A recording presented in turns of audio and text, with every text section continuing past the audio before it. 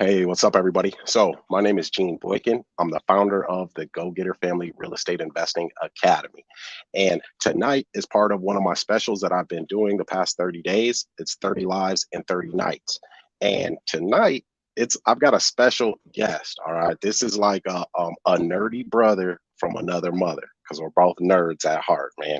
Pretty cool guys, if I must say so myself, but kind of nerdy. So, I've got Burton from PropStream with me this evening. All right. And last time I had Burton on the show, a lot of good information, a lot of good knowledge to use with the real estate investing tool that you cannot live without.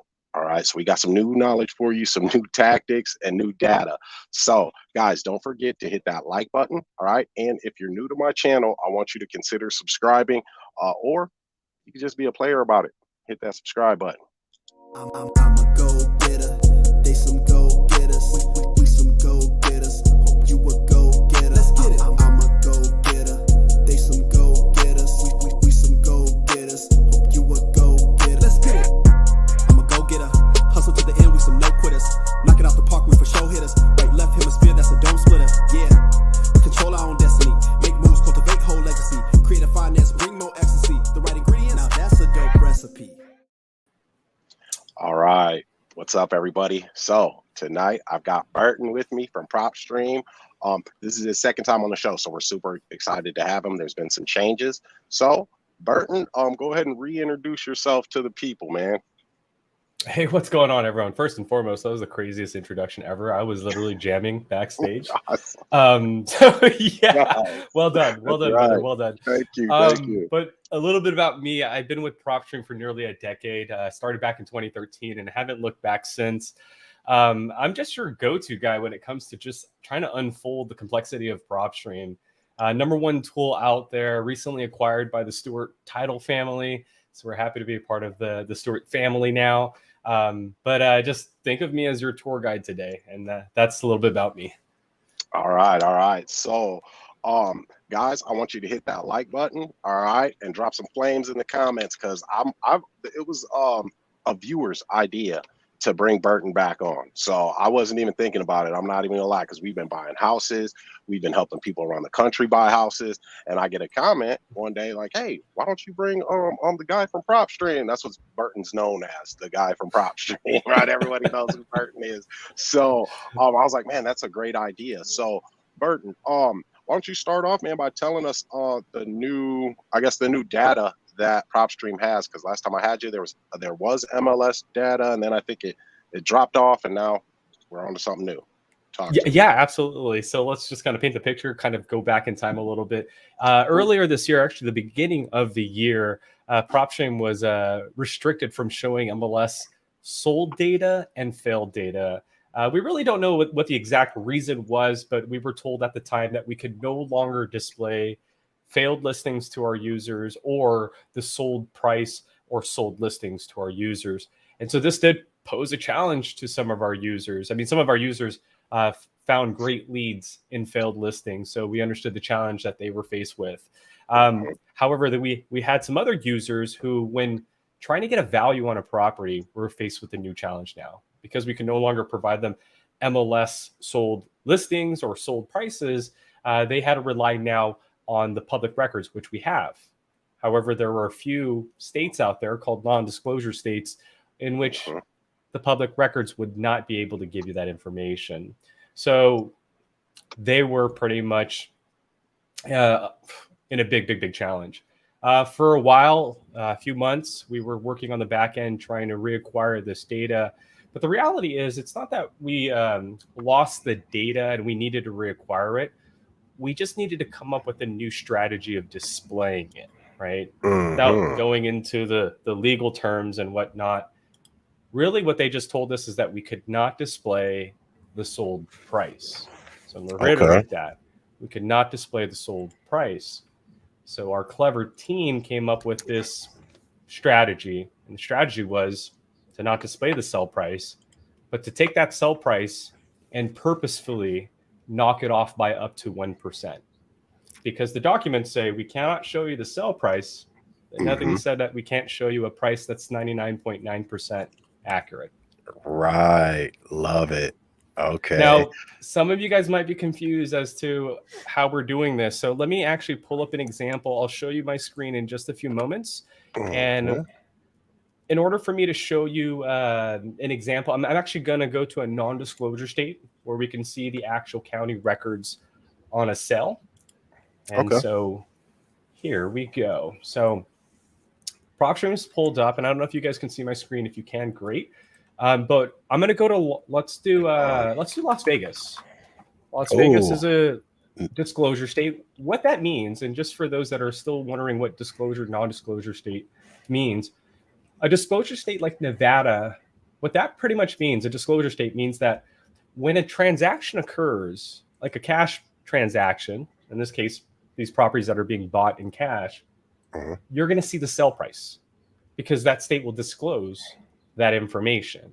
Right. A non-disclosure state like let's go to Dallas, Texas. Texas is one of the biggest non-disclosure. When a property is bought in cash, as you can see, you're not going to see any prices. And this is why non-disclosure states really needed access to those MLS sold prices. Because before PropStream, in order to get sell prices, you had to be a realtor or partner up with the realtor, get their sold listings and be able to evaluate prices that way. Prior to earlier this year, we've always had that data, right?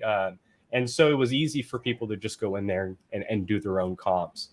Earlier this year, we were told we can no longer show you the sell price.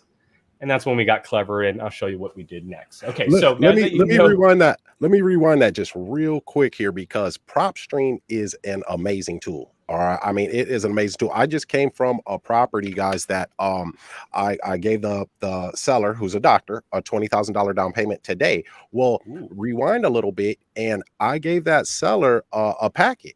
And it had the comps in there from PropStream, right? The comparables of the houses that sold in her neighborhood, just to show her the fair market value, right? And how we could help her. And then also how outrageous her initial number was. But it kind of struck me there, what you said, Burton. Before PropStream, you had to know a realtor to get comps. Is that what you said? Absolutely. Yeah, I just love the fact, man, that PropStream is an amazing tool, but then it also is helping us to see what's behind the veil and allow people to enter the game, man. So I just had to point that out, cuz that's awesome. I love you guys, dude. Thank you so very much. Now, I also want to just any misconceptions out here. I kind of heard this question last time about disclosure, non-disclosure. Someone asked me, does non-disclosure mean you're not able to get leads? No, you could still get leads. Again, the only thing that's withheld in non-disclosure state is just the price point during a transaction. So that doesn't stop us from getting pre-foreclosure records. That doesn't stop us from getting those lien records. That doesn't stop us from getting cash buyer records. It just, we can't see the sell price. That's pretty much it. So in the past, when I was in Texas, I'd be able to go into the lien section or to a property with a lien and run comps and use the MLS. That was taken from us, but now we brought it back, and I'll show you how. In order for us to bring it back, we had to follow one guideline, and that one guideline was can't show the actual sell price. Okay? That was the rule. So our team got clever. We came up with an algorithm that takes the sell price, which we have, right? It's back here somewhere in our server. We just can't give it to you. But we're able to take that sell price that we have, and with our algorithm, it knocks off that sell price by up to 1% purposefully. So that way you're able to see the MLS data that we have, MLS sold data that we have. Just understand that you're going to see a 99.9% estimated value. So let me show you my point here. So I'm going to look at a property that's sold in Las Vegas. So let's look for one that's sold. It's off market, but it's sold. And let's just make sure it's been recorded. So it's been owned for 1 to 2 years. All right. So this is what we're doing. Okay, so here's a single family property that was bought. Adobe Summit. I'm going to go ahead and click on that. The public records indicate that last year in February, right, it was bought for $412,000. And we can go to the mortgage and transaction history. And for those that know PropStream, you can even purchase the document for $5 and see the sell for $412,000. Now, what we also know is that the sell utilized the MLS. Okay. Now, when it utilized the MLS, we know the history, right? We know what its original asking price was. We know what it sold for, et cetera, right? Okay. But when we display it to you, we cannot give you the actual sell price. And we already know what the actual sell price is, right? Mm-hmm. But what PropStream had to do is we had to knock off that sell price by up to 1% and call it an estimate. And this is done on purpose. So as you can see, even though we know it sold for $412, our system is purposely adding $670 to this particular sale so that we could display it. Nice. And some of you guys are going to sit there and think, and please don't sit there and think, oh, but $670, that's off. If you're worried about $675 or $670, that is not a deal that you're working with. You might want to maybe carry on to the next lead. But Great this advice. is how we're able to show you this. And this is how we're able to go into the comparables and bring you back the MLS section. So it is back now. Here it is. Just have to understand now that you're going to see estimated values.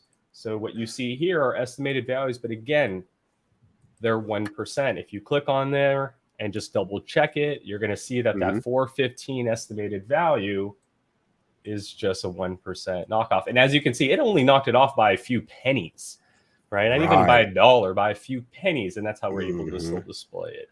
So this is how we brought back that data. Don't you guys have a guarantee that it's not? Because I swear I saw a video that you did. I think it was you, right when you guys got that MLS data back, that you're guaranteeing that is like 99% accurate, that estimate. Yeah, absolutely. Nice. Because it's the actual sell price. We're just purposely knocking it off by 99%, right? Or by up to 1%. So I have to clarify. That's why I have to say up to 1%, because like in that scenario, it only knocked it off by a few pennies. Yeah, so it could be 99.9% accurate. So that brings me to another question.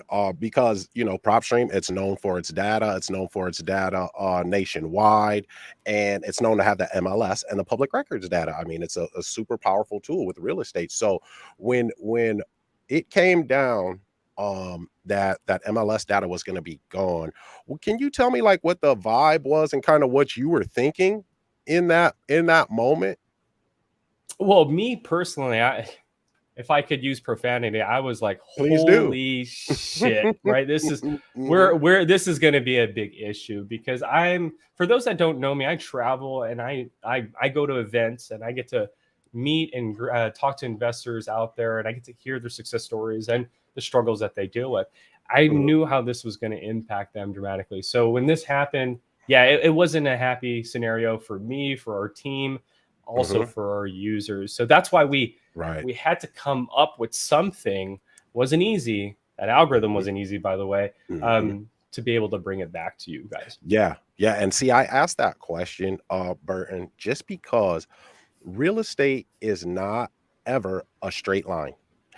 There is never a straight line. When you think that you've got a deal and you're going to get some paperwork signed, get the paperwork authorized or whatever, there's something that always comes up. And I want the viewers to understand this and understand why I promote PropStream to my students, on TikTok, everywhere, because PropStream is one of us, really, because this got taken away, a primary part of their business.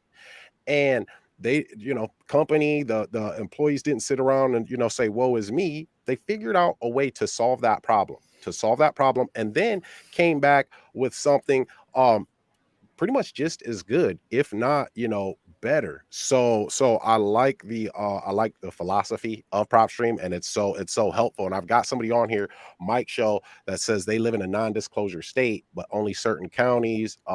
He lives in Kansas City, but there's a tier there. So I just want to make sure we're clarifying that even if you're in a non-disclosure state, PropStream can get you the accurate pricing up to 1% off. Correct. 1%. Yeah. Any non-disclosure state, we have that MLS data.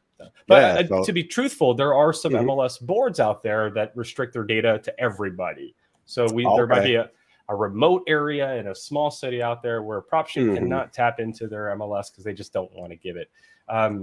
They're their own decision maker. The MLS I'm referring to, they're their own decision maker on who gets it, who doesn't get it.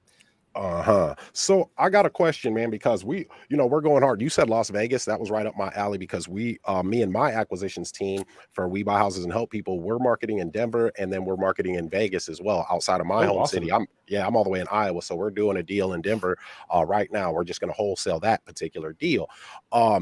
But you're a data guy. So can you show us how to find, just based off of your knowledge, your highest converting list Yeah, on PropStream? absolutely. The highest converting list is this is it right here. The list that is Just back up. probably utilized the most Okay. going to be your non-owner occupied high. First, it's high equity, so high equity, non-owner occupied, vacant lists, Okay. residential, single-family properties. Obviously, no one's trying to fix mansions or flip mansions, so I see people usually cap it up to 5 bedrooms. Okay. And then we want to make sure it's off market. Oh, and by the way, with the MLS sold data coming back, here's some extra cool features we added along the way. Awesome. MLS status now has a feature called never listed. So essentially we can go through your records and just pull properties that have never had an MLS history in the past. That way it gives you potentially the first exposure to the homeowner. Essentially, you'll be able to tell the homeowner about selling their house being the first solution or being a solution first, essentially. So that's a first one there. And then you can now, for those that are looking for MLS properties, for sell and for rent. And the last thing that we brought back, failed listings. So I did tell you earlier it was taken from us. That did come back as well. So just wanted to highlight that we were here. Okay, cool. So high equity, non-owner occupied, vacant, add your property characteristics. Usually we're dealing with residential single family. That's a bulk of our users. Off market, the cherry on top would be to look for never listed properties. Ownership, here's the catch. You definitely want to add years of ownership because remember, if you don't add years of ownership, we could be showing you something that just got sold like last month, right? So something got sold last month. Maybe the new owner hasn't forwarded their mail yet. And that's why it's currently vacant because the mail carrier doesn't know who's supposed to be receiving the mail at this new location. So I always say add some years of ownership. For example, 5 years of ownership. And that's usually what we go with.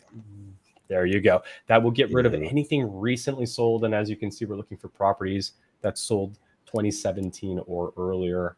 And after that, you can stack. You can add your liens. You can add pre-foreclosure records to your search, maybe some mortgage information to your search. You don't necessarily have to do that, but this is our highest searched list, I would say, in PropStream, high equity vacant properties. Oh, that's your highest search list. Okay. I like it. So yeah. So the house that it's actually a condo in Denver. It's a 2-bedroom, 2-bathroom. And I love it because we pulled this is our routine. This is our system. Okay. I have a texting VA in the Philippines, $5 an hour. They send texts and I have to pay for that software. We skip trace the leads. We don't use PropStream for that because they prefer something else. We lead source from PropStream.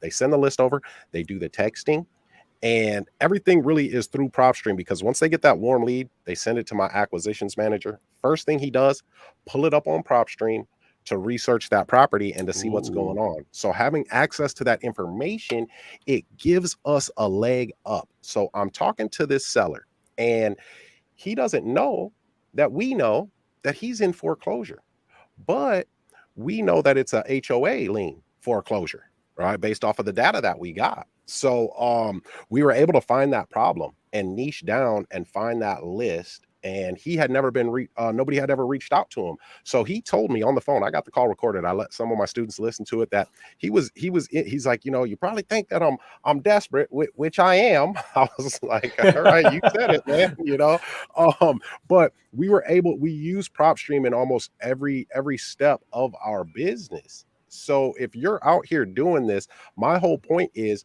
that you should have a tool such as a PropStream where you have access to this information so that you can use it in all facets of your business. Because if you're a one-man show, right, which I once was, I've got all these people now, right, lead manager, acquisitions manager, texting VA, all that stuff, but I started off as a one-man show.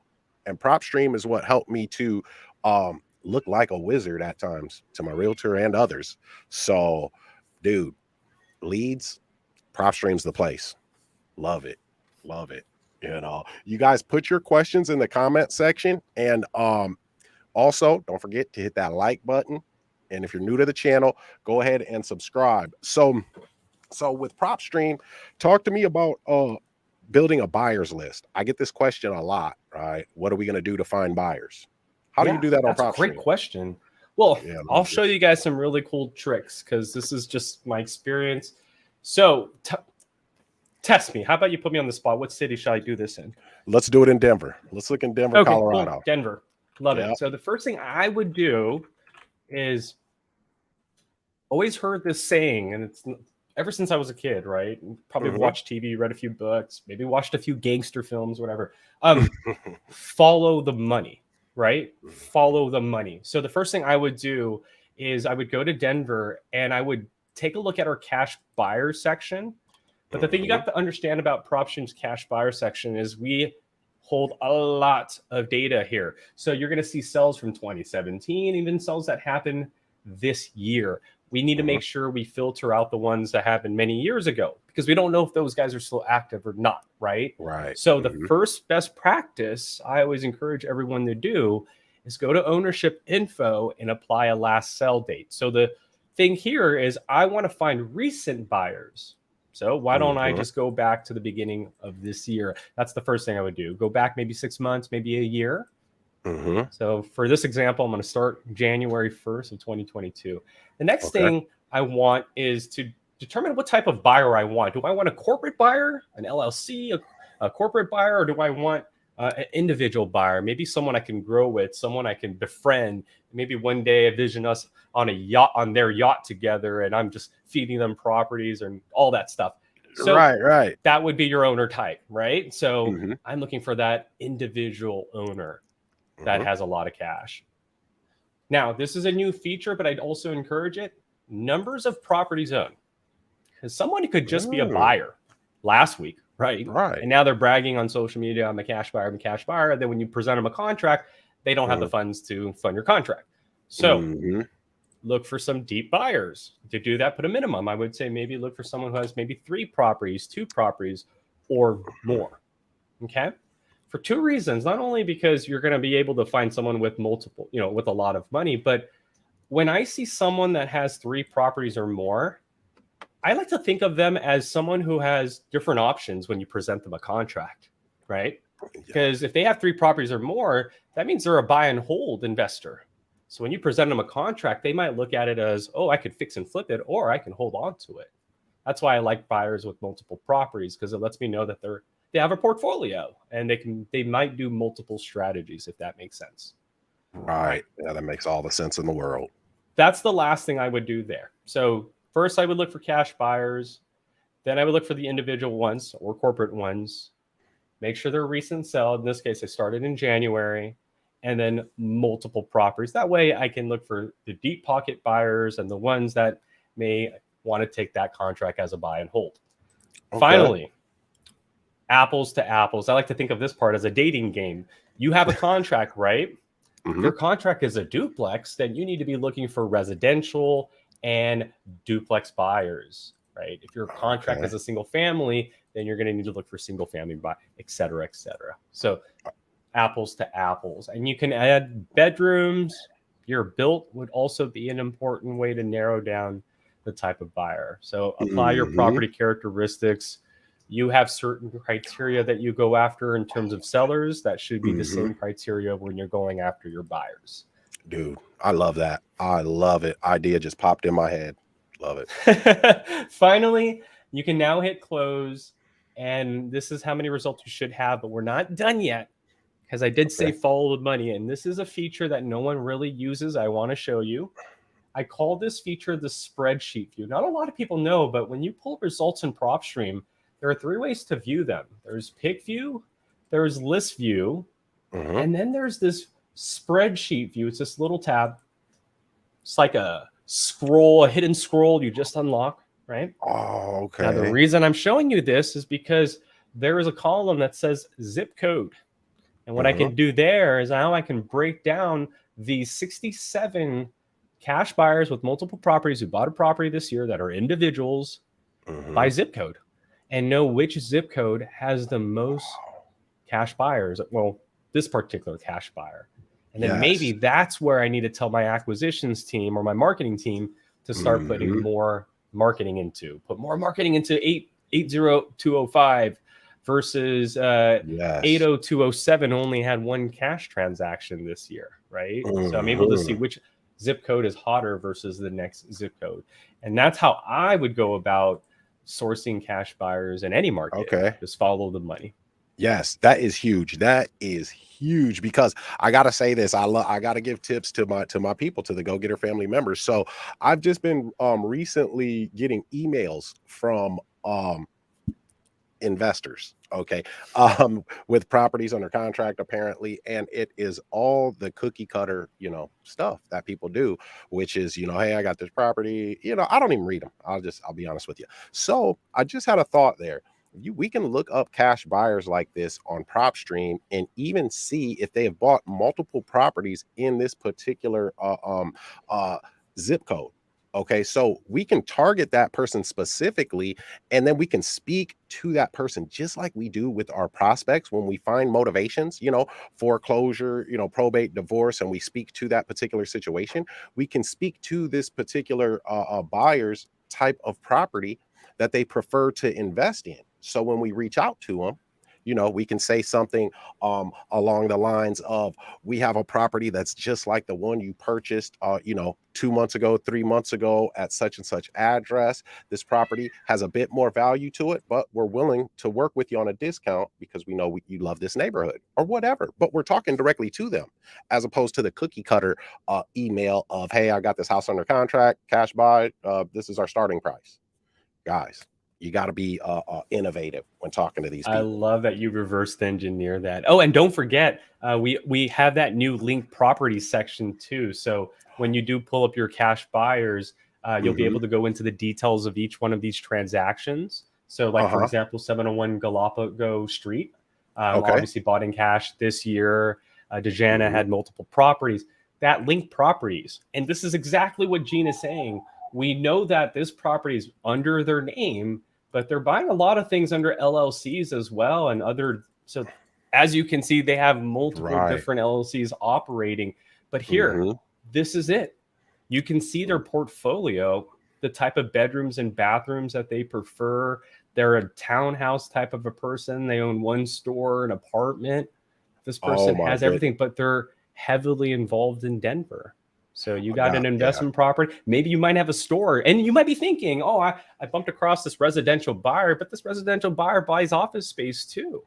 See, so sometimes you might be overlooking someone, and you can get a look at their portfolio simply by going to their details, looking at their linked properties, and understanding, oh, hey, look, we have a Jefferson, Denver buyer here. So you might think, oh, well, this guy's in Denver. He may not want a property that I have in Jefferson. You're wrong.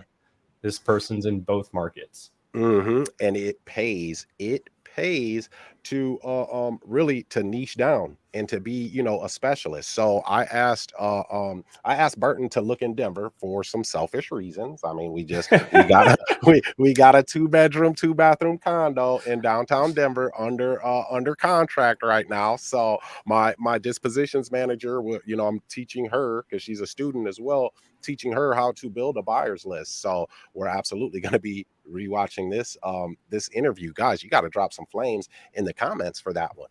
Finding our buyers and being able to talk to them specifically is a huge thing, especially with the market shift. Okay, the market is shifting.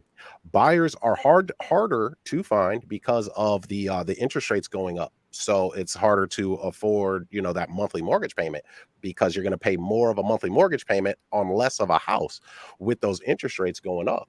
So if we have this ability, when we know we're in the midst of a deal and we're about to lock this thing up, and you lock it up like like the GoGetter family does with our paperwork, right? We know that's ours. Either way, we can start having those buyers ready. We can start dripping this information to them, building these relationships with them, because to have our buyers first and then the properties, there's no way you can't win There's no way you can't win with that. I love it, man. This is huge right now. So, um, so we got a question in here from someone. Let me see. Where did I see that? They wanted to know about water shut off, and here we go. Oh wait, no, that's a different one, but hey, that's all right. What about cash buyers who buy in a trust? Will this search filter show these buyers as well? Oh, absolutely. That's under ownership info, and under owner type, you have the ability to select either individual, corporate, or trust as the type of buyer. Okay, okay. So we have someone here that they want to know about. Here we go. Is there an eviction list or a water list on PropStream? Water shut off We list. don't have an eviction list. Water list we don't have. I guess the closest thing to that one would be our our utility liens. Can you So so what's your closest thing to an eviction? Like how would you get as close to that as possible, like a tired landlord there situation? really isn't, because we don't know who's not paying, and we don't collect Mm, eviction notices because that's okay, not usually very organized for the most part, and I collecting on a see. nationwide level is going to be very complicated. Now, there are some sources Okay. that do it in regions or Hmm. at local areas, or maybe Hmm. at a city level, but Hmm. on a nation scale, it's kind of a little bit difficult. So we don't have it. Now, I wouldn't say there's anything close to it, but if I were to potentially come up with something, or a situation where there could have been an eviction, or a Hmm. potential situation where they might have had to deal with one. Here's Hmm. my idea of one. I Okay. would probably look for any individual or corporate property, trust if you want, right? Hmm. That went through the pandemic or was recently bought. So again, this is just a theory. I would Hmm. look for anyone who may have bought a property from like January 1st, Hmm. 2018 to the end of 2019, or maybe even through 2020, right? So let's do Hmm. this. I January see where 1st you're of going. 2018 to December 2022, Love it. 2020, December 2020. And what I'm going Hmm. to do is I'm going to make sure I'm looking for non-owner occupied properties, Hmm. right? Okay. So I'm looking for individuals, corporates who owned a property Hmm. within this time frame right here. Now, again, I'm not saying that they went through an eviction, but all I know is they're renters. They're renters, Right. and they bought a property within the pandemic period, or a year or two Yes. before the pandemic period. Hmm. So it's essentially, I can grab a bunch of people, or I can kind of get an idea that, hey, this is the crowd right here I want to aim at, because Hmm. versus everybody else, these Hmm. guys would probably be the ones that had the most pain. Because if you just bought a property expecting to make passive income, especially Hmm. in 2018 to 2020, it may not Hmm. have been the case during the pandemic of March 2020. So this is my closest, and this is again all my opinion, my theory, but I would look for Yes. anybody who recently bought a rental property around or prior to the pandemic. Dude, I love that. I freaking love that because see, this is the thing. This is the thing. One, if we're gonna be good at anything, it doesn't even matter if it's real estate or your job, professional skateboarder, whatever. You gotta be innovative, right? And then also though, as opposed to having anxiety about something, we need to have anticipation. And there's a slight difference in that, and I heard Myron Golden talk about this, the great Myron Golden. And the difference is, right, is it's just within our thought of do we have the ability or are we able to accomplish our goal, right? So when we think of something, we want to get into real estate, we want to wholesale properties, we want to buy properties in this city. Do we think that we are able to accomplish this goal? And if we think that, in turn, what it does is it makes us feel that way too. And instead of having anxiety about, oh, I can't find buyers, and oh, I can't find the a tired landlords list or an eviction notices list, we'll have that anticipation within us, and then it starts to allow us to be really who we naturally are, which is creators. So we'll creatively solve that problem, just like Burton just did. And I saw where he was going when he started to say, the parameters of his search. Like, okay, these people bought right before the pandemic started, and then there was a moratorium on people being evicted and foreclosed on in that area too. So they may, and then everything was shut down. So they may have not been getting rent, right? Or getting those monthly payments, that monthly cash flow. That is just a creative way to solve a problem. And when we think like that, not only are we excited about the movement that we're making going forward, but it also gives us a better chance at success. I mean, that's what it's all about. That's what it's all about, man. I love that dude because I'm so nerdy, man. That's how I close these deals. You know, I mean, really, and you and me both. I mean, love it. I've been in PropStream every day for the last 10 years. That's me. Like, I notice all the small little things, but you know, in this industry, what's really cool is that a lot of people don't realize, but we're kind of evolving from, you know, just pulling lists and, you know, a list that's provided to doing what you just thought, you know, coming up with situations and then just going in PropStream and saying, okay, this, that's the situation because these individuals could have gone through this, right? So rather than just going after the pre-foreclosure list every day and every night, you can come up with these little situations to potentially get an edge on your competition. Right. Yep. And that's what I told my lead manager, because she's super high level with her outlook at data and then looking and researching. Yeah. So she asked me, we had to do another skip trace of some more leads for our text campaign. And she asked me, you know, the same list. And I said, yeah, you could do the same list, but if you have anything else to niche down, you know, that you come up with, absolutely go for it. Get more creative, because we are touching these deals before people get to them. You know, this condo in Denver that we're going to sell, I mean, this guy needs us too, so we're helping him, which is a great thing, but we're going to make a $50,000 assignment on that. And nobody ever talked to him. Yeah, it's a great deal, man.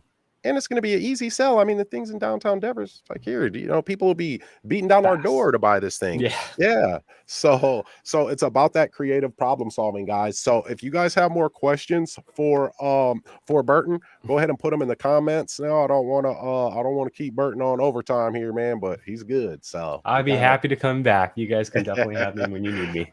For sure. So let me ask you one more question here. I had one in the comments too, but on now pre-foreclosures, right? And foreclosures being pretty much the most marketed to list anywhere, right? Do you personally, based off of your experience, do you have a way that you would niche down on that list, or anything special that you've come up with? Not necessarily that I've come up with, but there's just a kind of a behavior when it comes to the higher value. So let me kind of, maybe this image might help out a little bit. This is what I call my motivation chart. Oh my goodness, I like it. So the homeowner that you're about to speak to, for those that are watching, you got to understand that they're in 3 sections of homeownership, right? Now, let's say I just bought a house, or I just bought a property in cash, or I just paid off my mortgage, or I have a lot of equity. Life is great. I would be a good homeowner. Like, this is not where we go find leads, right? Because you're not going to get any discounts. If you did get a lead, it's going to be probably really slow, because that's an unmotivated seller. There's really no competition here, because no one's looking for leads here, right? Now, that doesn't mean a high equity property can't become a lead. A high equity property could become a lead if there's a bankruptcy or a divorce, or it's vacant, or the retired landlord, or a lien, right? This is what we call the uh-oh section, right? And so uh-oh, because something's happening, and not necessarily it's going to be the end all be all right now. I mean, this uh-oh can either be one of 2 scenarios, right? 50-50. It's either going to be solved and you go back to being a good homeowner, or that bankruptcy is going to get worse, potentially not have you make your mortgage payments, and now you're going to go into pre-foreclosure. This is that 3rd section of homeownership. And this is what I call the need help. They really need your help at this point, because at this point, there's no other document after that, right? The lender takes ownership of that property, or someone else buys it at the auction. This is the need help section. So when you're in this section here, this is what you have to understand. You're going to get big discounts without a doubt, because they really need your help, right? And so beggars can't be choosers, right? If the house could sell for $1 million, yes, you have to rehab it, but they owe $400,000. They might just take $550 instead of $700, because they got to move quick, right? Hopefully that might be the case for you. Reality too is faster closing. Why? Because there's potentially an auction date or a deadline to that pre-foreclosure. And this is where, again, most people get their quick leads from. Here's the challenge, though. It's very competitive. Because I told you it's going to give you discounts, big discounts, because I told you might get an assignment fee in like less than 60 days, you're probably like, damn, I should go after that. Everybody else is thinking the same thing. So there's really no trick in terms of like leads or filters when you're in this section regardless, right? So what I've noticed in my decades or in my near decade of being in this industry and working with investors is when you're in this section, your marketing has to be more creative. Now, I'll give you a few examples of what some people have done. Different color postcards. I actually had this young lady who pulled a very small list of maybe 30 or 40 pre-foreclosures in her market. And she actually handwritten letters and sprayed them with perfume and sent them. I like it. Because that's going to stand out. It's going to smell nice, right? Imagine that homeowner each and every day getting a 4.25 by 6-inch postcard, right? I'll buy your house in cash. I can help you with this. I can do this. They're getting multiple. And then you get this handwritten letter that just smells really good, and it comes in a lime green envelope. Yes. That's what I've noticed. When you're in this area, it's very competitive.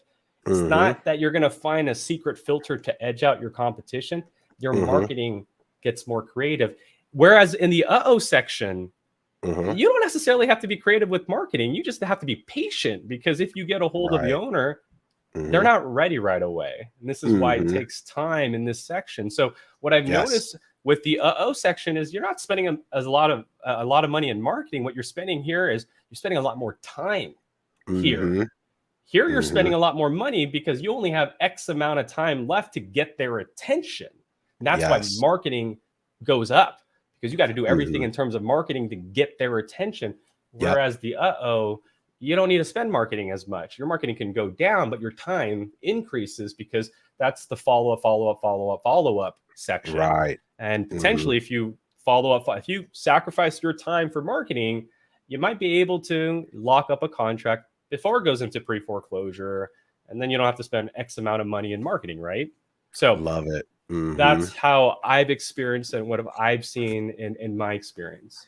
Okay. Yeah. And it's that awareness. We've got something called the ACEs method, and the A in that is awareness. How are we making these people aware that we exist to help them with their problem, first off? And then like what Burton said, that section, these people still want to go through the process and see if they can win this fight of whoever they're up against, right? Whatever type of lien or situation that it is. The pre-foreclosures and foreclosures, I always tell people we want to go from being the annoying pest to the invited guest. So we've got our marketing, one of the headlines on one of our mailers says, the report your lender hopes you never see.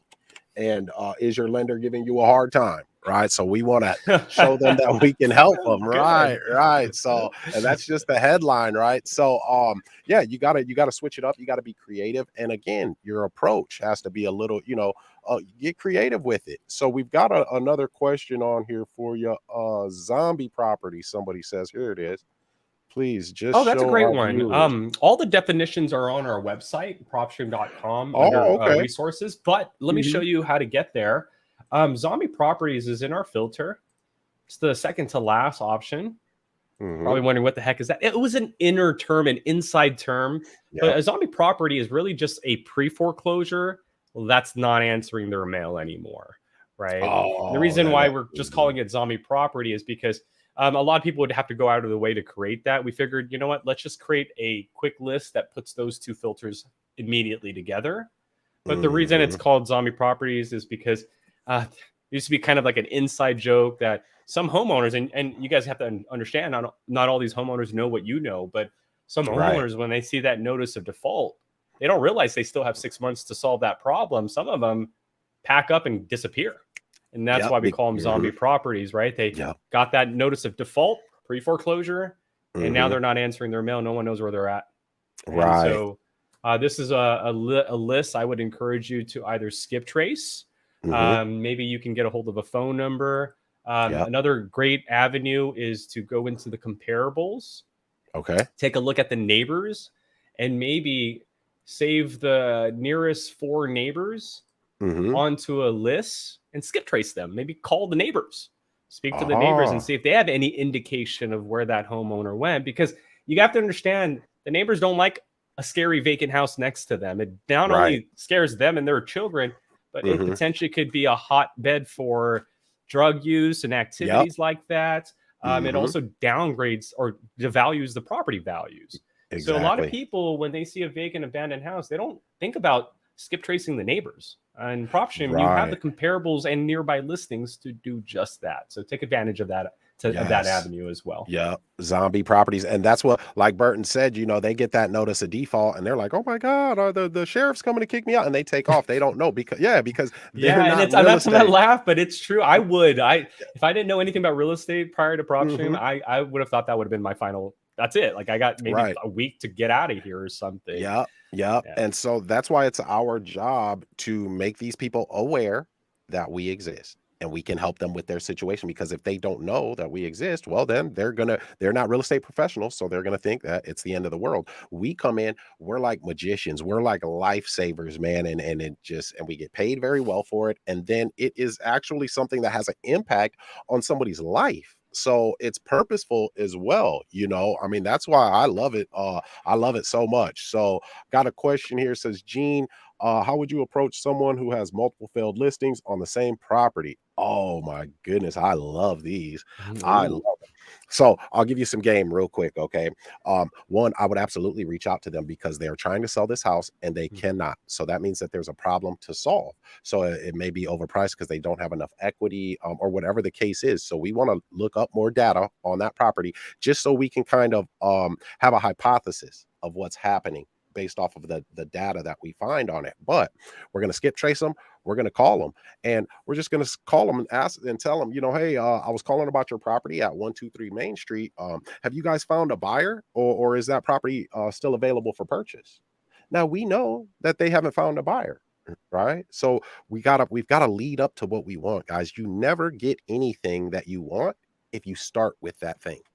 Okay.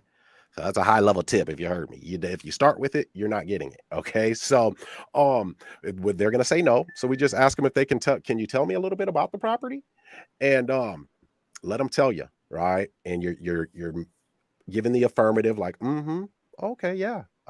Yeah. And you're letting them talk. And then Mr. Seller, it sounds like a nice property. Why do you think it hasn't sold? And you're almost sounding a little confused at this point. You know, sounds like a nice property. Why don't you think it hasn't sold? And you let them answer. And then within that, we're doing some active listening. So we may ask a couple deeper layered questions, right? Well, that's interesting. What do you mean by that? Or oh, wow, that's crazy. Tell me more about that. Right. So that's where the active listening comes in, so we can get more information on that. And you tell them after that, I'm gonna give you the whole game here real quick. Well, we can make you a cash offer. But we want to get you something that's going to make sense. And it doesn't sound like our cash offer is really going to make sense for you. Right. Because we don't want to give them a cash offer the way that we buy. We want to buy it by taking over that debt and becoming the bank. So we tell them it's not going to make sense. But after that, we're going to reiterate that it doesn't sound like our cash offer is going to be the right path for you. But then it's almost like you come up with an idea. Okay. You come up with an idea, and Mr. Seller, what if there's a way that we can give you some debt relief with that property, and then we can just cash you out down the road? Does that sound like something that we should talk about, or maybe not? That right there, or maybe not. Man, I'm just giving you guys the sauce right there, so that, or maybe not, it puts the ball back in their court, and the most they're going to ask you is, well, what do you mean debt relief and cash me out down the road? So then there you go with your spiel from there to take over that debt, guys. I mean, it's there's always a way. Remember, we're solving a person's problem, but we have to lead them to make that choice. Right. We've got to create that atmosphere where we've got credibility and we become almost a counselor. All right. That's the C in that ACEs system. So we'll take one more question, and then I will let Burton get out of here, because I like to go, man. I like to go off. I love this stuff. Let's see. What do we got here? So, well, it looks like he already answered this one. Oh, how long has the MLS been back on PropStream? Came back in June. It took us about 6 months to make sure that algorithm was working in its totality. Okay. Oh, in June. Yeah, I remember seeing that video. Yeah, because we always had the data. The data didn't like disappear, and we didn't have to like get it. We had it. It was just hidden away, right? Like a stepchild that we just couldn't show the world. But Cinderella. right, but right, exactly. But no, eventually, yeah, That's it was up in the Cinderella, tower. It was up in the tower somewhere. No, but once we created the algorithm and we tested it, and we made sure we were confident that it was definitely knocking it up by up to 1%. We really released that data, and that was in June. Okay. He said Burton is a blessing to PropStream. Thank you, and man. Gene, let's be friends. Hey, let's do it, man. We're all friends here. So this is it that I'll let Burton get on out of here now. So once a foreclosure is posted in county records, how long does it take PropStream to reflect it? Oh, that's a great question. The answer really is it depends on the county itself, right? So you have to understand not every county has the same technology. Remember, counties are run by property taxes. So the bigger the population, right? The more property taxes are collected, the more that county is going to have better technology. So they might not do paperback recordings. They might be like LA, Miami, where it's all electronic now. And you even have new counties doing blockchain stuff now, right? But not every county has that luxury. So depending on the county, it could be paperback, it could be electronic. If it's electronic, the frequency is much faster, and so that frequency could be anywhere from 3 to 5 business days. If it's on paperback, that frequency could be 2 weeks to 4 weeks, right? Sometimes 2 months, right? However, this is what you have to understand. Okay. If I go to a county this morning, let's say the county released 5 pre-foreclosure properties that PropStream hasn't gotten yet. So let's say I walked to the county and I got those 5 properties in for a pre-foreclosure right now. What is it that I'm actually getting? Just 5 addresses. That's it. I have the recording date, maybe the lender's name, maybe the amount of default. That's it. Nothing more, nothing less, right? So even though PropStream doesn't have that list that you just got, I could go back to PropStream and type in those addresses and get everything else. I won't see the pre-foreclosure details in PropStream because PropStream doesn't have it yet, but I can still see the property details. I could see the taxes. I could see the mortgage information. And I can run comps. So you have to understand we're just several pieces to the puzzle. Sometimes you might need to acquire other pieces from other sources and then put them together to get that aha moment. Now I know I can solve your problem moment. Love it. Because I always tell people, my students especially, you want to have a local public records website as well. Yes. Right. So so that way, when you're looking at that PropStream data, you just cross-reference that with the local public records website and make sure everything's accurate, up to date. You never know, like Burton just said, right? It may be a couple of days before they do update that. So now but then you're using PropStream for, to run those comps, to look up, all types of different data. So they're ingredients in a recipe, guys. They are ingredients in a recipe. But I will say this, if you don't have PropStream, your cooking is more like a college kid than grandma's house on a Sunday. Now, I mean, we gotta be serious about that. Like, it's coming out of the microwave if PropStream is not involved. All right, PropStream's grandma's cooking. I love it. So, guys, and we've got a link in the description for a 7-day free trial of PropStream. So I want you guys to check that out. I remember when I got my first 7-day free trial, my only 7-day free trial, I said, you know what? I'm going to get this 7-day free trial. I'm going to print off 10,000 leads, because you can get 10,000 leads in a month. And then I've got to cancel, right? Because I was just beginning and I didn't have any money really. And I got PropStream and I was like, oh my God. First off, I was overwhelmed with the data. And then I went to a webinar that PropStream has. I think it's every Wednesday for free. And I did that and I learned how to navigate it a bit. And I've had it ever since. Now I've got like 7 accounts on there or something with my team and everything. So yeah, it's awesome, guys. So check it out. Use that link in the description to get those 7 days, just so you can see how much more effective and efficient you will be, especially as a one-man team, one-man show, or if you've got a team. All right, guys. Burton, you got any last words for the people, man? Yeah, just thank you everybody for watching this. And for those that are in this real estate journey, or those that are just starting this journey, I want to personally thank you. What you're doing out there affects our community directly. For those that are fixing and flipping, not only are you helping that seller solve their problem and move on to create memories in their new place, but think of all the people that you're hiring, from contractors to the title agents to the insurance companies, to the new people that are going to be living there, and that child that's going to be able to make new friends in that neighborhood. You guys do all of that.